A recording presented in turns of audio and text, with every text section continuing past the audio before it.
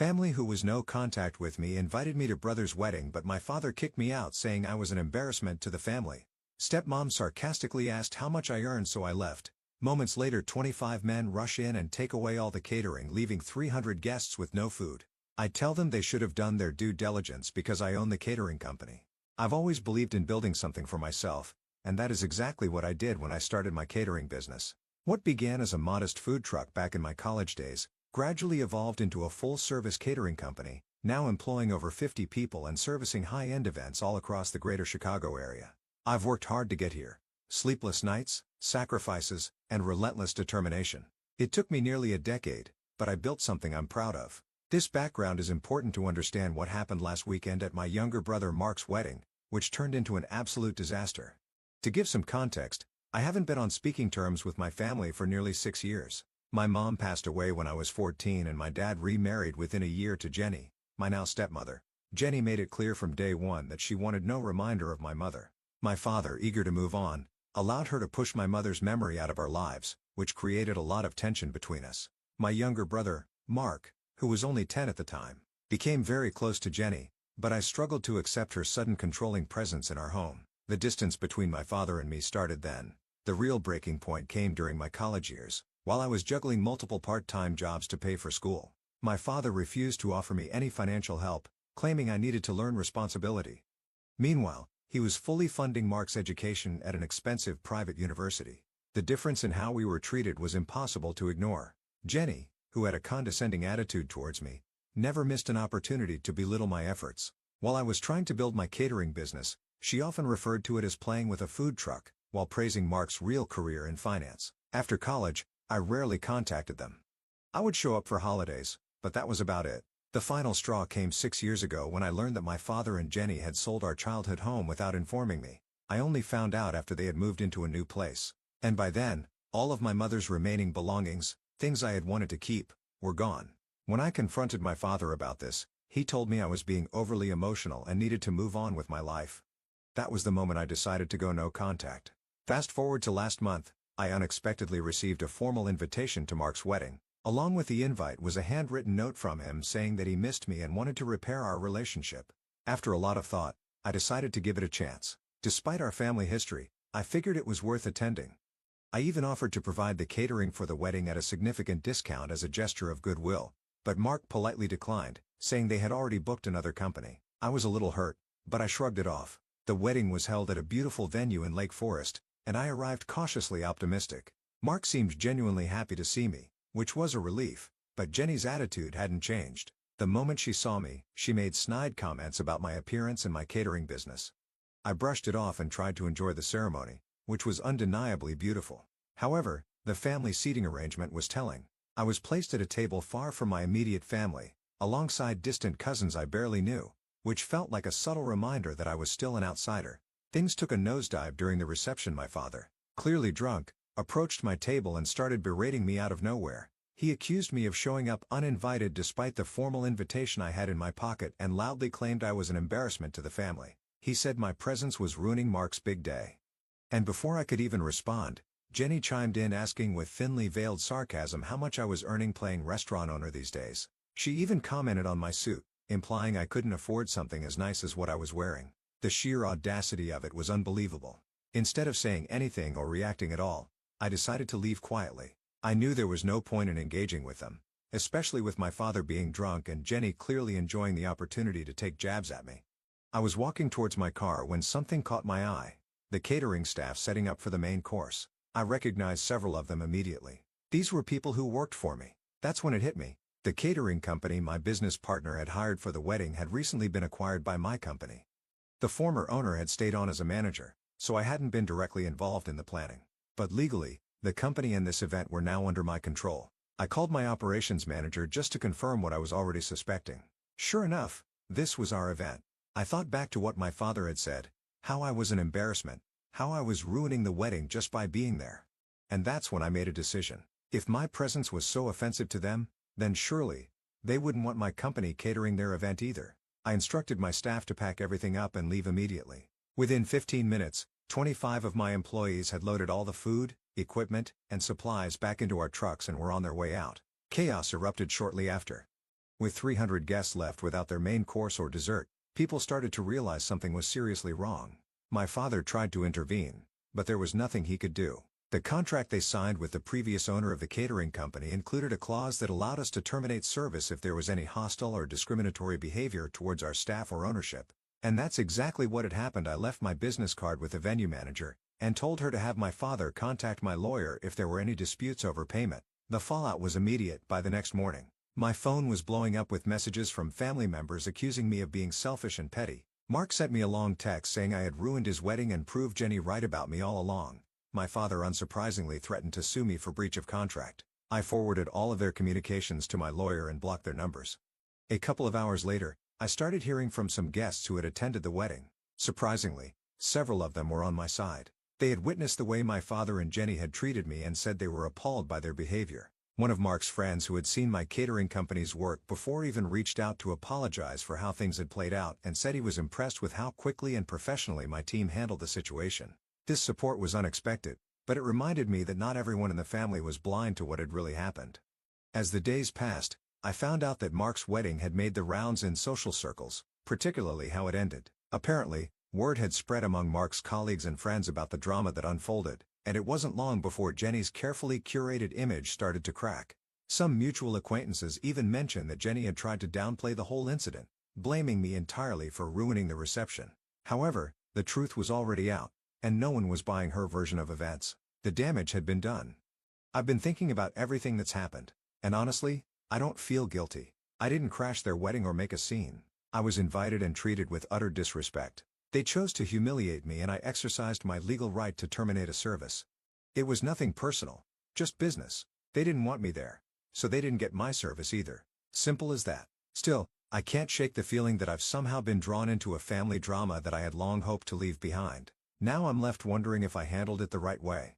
Was it too much? Or did they deserve the outcome they got for treating me the way they did? Either way, the situation has been weighing on me, so I'm turning to Reddit for some perspective. Ida here, or was I justified in my actions? Update 1.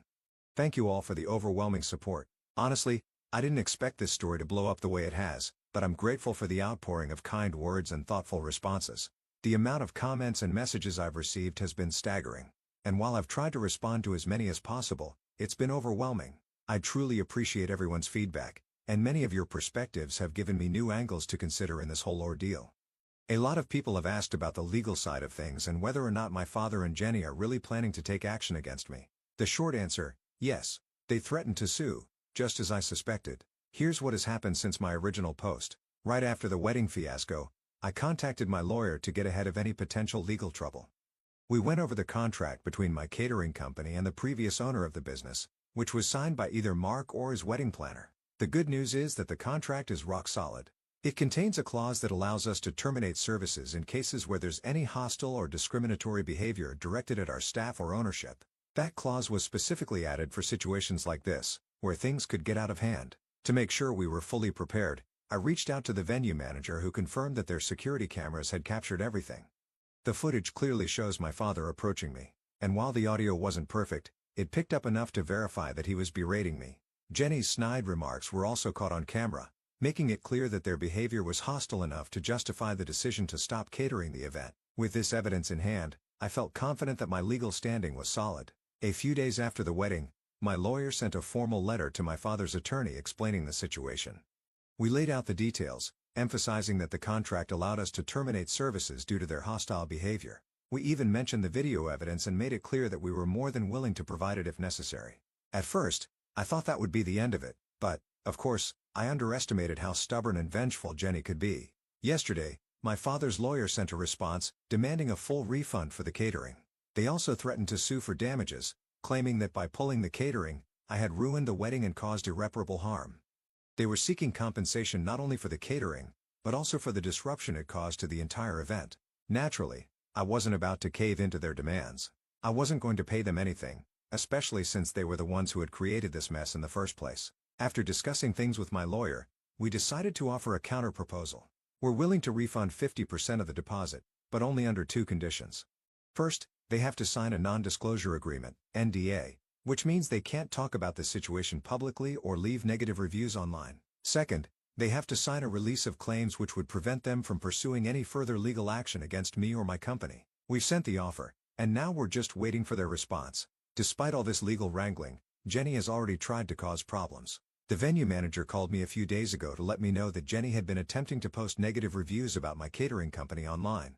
In her reviews, she claimed that we had sabotaged the wedding and blown things out of proportion to make the family look bad.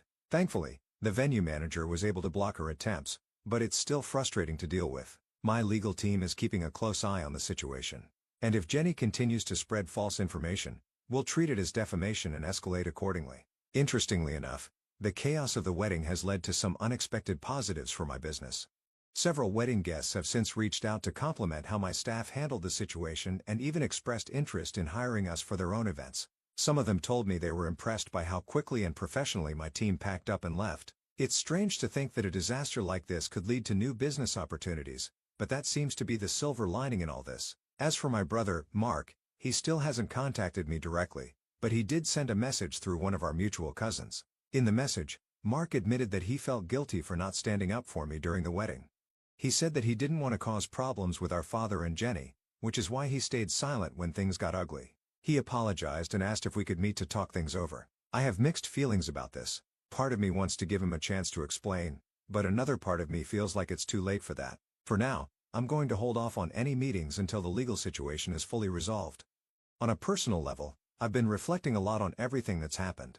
In some ways, I feel vindicated for standing up for myself. My family had treated me like an outsider for years, and I finally drew a line in the sand. Legally and professionally, I know I made the right decisions. But emotionally, this whole situation has been draining. It's hard not to feel a sense of loss, even though I've been estranged from my father and Jenny for years. Mark's wedding was supposed to be a celebration, and instead, it's become a legal battle and a source of family drama that I never wanted. The weight of it all is starting to sink in. I'm left wondering what the long-term consequences will be for my relationships with the rest of my family. Will things ever get back to normal? Can I ever repair my relationship with Mark, or is the damage too deep? I don't have answers to those questions yet, and it's going to take some time to figure it all out. For now, I'm focused on seeing how my father and Jenny respond to our offer. If they agree to the NDA and the release of claims, maybe we can all move on from this mess. If they refuse and decide to push forward with legal action, I'm prepared to defend myself and my company. No matter what happens, I'll make sure to update you all. Again, thank you for all your support and encouragement. It means a lot to me, especially during this chaotic and stressful time. Update 2. Since my last update, things have only gotten messier, but at least the legal side is now behind me. Before diving into that, let me backtrack a little to fill you in on something I recently learned. One of my business associates who had a working relationship with the wedding planner hired by Mark and Jenny gave me some additional insights into what went down before the wedding. Apparently, the chaos didn't just start with my arrival. It had been brewing for weeks. According to my associate, Jenny had been a nightmare to deal with from the beginning. She insisted on making several last-minute changes to the flower arrangements despite having already signed off on them. Not only that, but she went back and forth with the event planner over almost every detail. The wedding cake design was altered at least 3 times because Jenny couldn't make up her mind, and she even demanded a complete overhaul of the seating arrangement just days before the event. The event planner had to rearrange seating for over 300 guests more than once, which isn't just inconvenient. It's costly. On top of that, there were some serious tensions between Jenny and the venue staff. Jenny apparently made several condescending remarks about their level of professionalism, complaining that they weren't up to the standard she expected for such an upscale wedding. This was ironic considering the staff were some of the best in the business, and the venue was known for its top-notch service. Jenny also tried to get the band to play a different set list at the last minute even though Mark and his fiancée had personally chosen all the songs months in advance. It was one of those classic situations where Jenny had her hands in everything, making the planning process a nightmare for everyone involved. My associate told me that there were some moments leading up to the wedding where it looked like the event planner was on the verge of quitting because of Jenny's constant meddling and impossible demands. But being the professional she is, the planner stuck it out despite the emotional toll Jenny's behavior was taking on the entire team. When my associate told me this, I couldn't help but feel a little vindicated. The stress and confusion I'd felt at the wedding reception were clearly just the tip of the iceberg compared to what the vendors had been dealing with in the weeks leading up to it. Now back to the legal matters. Yesterday, my father's lawyer finally contacted us, and they've agreed to accept our settlement offer. After what I assume was a long discussion between my father, Jenny, and their legal team, they decided to take the partial refund and sign the non-disclosure agreement, NDA.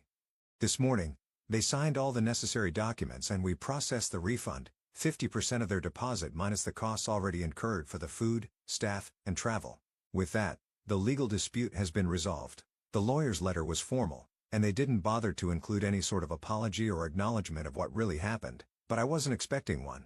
The important thing is that they agreed to the settlement, and I won't have to worry about any further legal repercussions from them. However, while the legal matter may be over, the personal fallout is still ongoing, and it's only getting worse.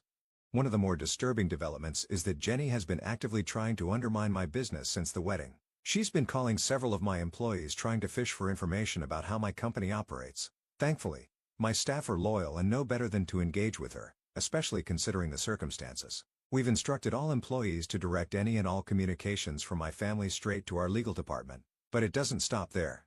Jenny has also been reaching out to some of my business partners on LinkedIn, spreading false claims about my character and accusing me of ruining her son's wedding on purpose. It's one thing to be angry, but it's another to try to sabotage someone's livelihood. Jenny crossed a major line with these attempts to tarnish my reputation. As soon as we became aware of what she was doing, our lawyer sent her a cease and desist letter. We're taking this seriously because at this point, her actions are bordering on defamation. My legal team is ready to escalate if necessary, but I'm hoping the cease and desist will be enough to make her back off. Still, I wouldn't put it past Jenny to keep pushing given her history of crossing boundaries. But perhaps the most surprising development came from my brother, Mark. I hadn't expected much from him after the wedding, but it seems the fallout from the incident has hit his own marriage as well. From what I've gathered through mutual acquaintances and a few cousins, Mark and his new wife have already had their first major fight over what happened at the wedding. Apparently, she was horrified by the way our father and Jenny treated me, and she confronted Mark about it after the wedding. She told Mark in no uncertain terms that he should have stood up for me and that allowing his father and stepmother to humiliate me was unacceptable. According to what I've heard, she feels strongly that Mark needs to grow a spine and stand up to our father and Jenny. This led to a significant argument between them to the point where they postponed their honeymoon to work through some of those issues. I don't know much more than that. But it's clear that my brother is being forced to face the reality of the situation, and that includes re-examining his relationship with our father and Jenny. I can't help but feel a strange mix of emotions about this. On one hand, it's a relief to know that someone else saw what happened for what it truly was. It's validating to hear that Mark's wife was just as appalled as I was by our father's and Jenny's behavior. But on the other hand, I feel bad for Mark. He's in a tough spot, and while I'm angry with him for not standing up for me, I know he's been under a lot of pressure from our family for years. It's not an excuse, but it's still a difficult position to be in, especially now that he's newly married and trying to navigate this mess. As for me, I'm focusing on moving forward. With the legal matters behind me and Jenny's attempts to sabotage my business being handled by my legal team, I'm starting to feel a sense of closure. I'm not sure what the future holds for my relationship with Mark or the rest of the family, but I'm taking things one day at a time. For now, I am just grateful for the support I've received from my staff, my business partners, and even some family members who've reached out in private to offer their encouragement. I'll keep you posted if anything else happens, but for now, I'm hopeful that this chapter is coming to a close. Thanks again for all the support. Update 3. Hi, everyone. I hope you're all doing well. I want to start by expressing my gratitude for all the support, comments, and messages I've received since I first shared my story. The past week has been truly transformative, and I want to share how things have evolved and the unexpected turns my life has taken since my last update. Yesterday, I met with Mark for coffee. It was a kind of emotional meetup that I wasn't entirely sure I was ready for, but I felt it was necessary. The conversation was a long time coming, and I think we both knew it. Mark broke down and apologized for years of enabling Jenny's behavior and our father's favoritism. He was visibly shaken and I could see how much he was carrying on his shoulders. I always knew Mark loved me, but hearing him admit that he had been complicit in allowing Jenny to dictate our family dynamics was a huge step. Mark revealed that Jenny had been controlling their family dynamics through financial manipulation for years. He disclosed that she convinced our father to put most of their assets in her name, which included partial ownership of Mark's condo. Mark had no idea this was happening, and he felt blindsided. It explained a lot about the tension between them. He was frustrated that he had been living under this facade, believing he had some control over his life, when in reality, Jenny was orchestrating everything. Now that he's aware of it, he's working with a financial advisor to regain his independence. I was proud of him for taking this step. It showed he was ready to make changes in his life. During our coffee meeting, Mark also told me about a breakthrough with his wife. She contacted me privately later that day to share some good news. They are going to couples counseling. It seems Mark is finally finding his voice and standing up to Jenny in a way he never did before. They are actively looking for a new condo, one that will be solely in their names. not tied to Jenny in any way. This was a huge relief to hear. It sounds like they're setting boundaries and taking back control over their lives, which is a journey I hope continues for both of them. Additionally, Mark's wife mentioned that they're planning a small vow renewal ceremony in a few months. This ceremony will have different in-laws seated at the family table, meaning they're taking active steps to redefine what family looks like for them. Hearing this warmed my heart. It seems they are committed to building a new family narrative that doesn't include the toxicity that Jenny and my father have brought into our lives. As for Jenny and my father, they've surprisingly gone quiet since signing the NDA. Through some mutual acquaintances, I've learned that they are facing social consequences in their country club circle. Apparently, they had been telling a very different version of our family story to their friends, painting me as the villain. Now it seems that people are starting to question their narrative, and the consequences of their actions are catching up to them. It's strange to think that the social standing they valued so much is now in jeopardy because of their own behavior. The entire experience has taught me a lot about the importance of setting boundaries with toxic family members. Sometimes the hardest decisions, like maintaining those boundaries or standing up for your principles, are the right ones. Even when they cause short-term chaos, I've come to realize that standing firm in my truth, despite the backlash, has led to unexpected growth and healing in other relationships. I'm grateful for the community support. Many of you have reached out to share your own experiences with toxic family dynamics, and it's comforting to know I'm not alone in this. I hope my story can help others facing similar situations. I've realized that life is too short for toxic relationships, but it's never too late for genuine reconciliation with those who are truly sorry. Looking ahead, I plan to maintain my boundaries with Jenny and my father. They've shown me who they truly are, and I have no desire to re-enter that dynamic. However, I'm cautiously optimistic about rebuilding relationships with Mark and other family members who are willing to interact respectfully. I think there's a chance for us to reconnect, especially since Mark is now aware of the need for healthier boundaries. As for my business, things are going better than I could have anticipated. In the wake of the wedding incident, I received several inquiries from potential clients who were impressed with the chaos. Our reputation has actually strengthened in local community, and we're experiencing a surge in bookings as a result. It feels rewarding to know that my hard work over the years is paying off and that I'm being recognized for the dedication I've put into my company. I also took the time to meet with my employees to discuss the incident. I wanted to ensure they felt supported and acknowledged for their professionalism during a challenging event. The feedback from them was heartwarming. Many expressed their appreciation for the strong company culture we built together, which made me feel proud as a leader. It reinforced my belief in the importance of treating employees well and fostering a positive workplace environment. To those who asked about future family events, I'll continue to maintain my boundaries with Jenny and my father, but I'm excited to explore the possibility of re-establishing connections with Mark and other family members ready to interact respectfully. It's a fine line to walk, but I'm hopeful. Life is too short for toxic relationships, and I want to focus on the positive connections that bring joy and support into my life. Thank you all for your unwavering support, awards and kind messages.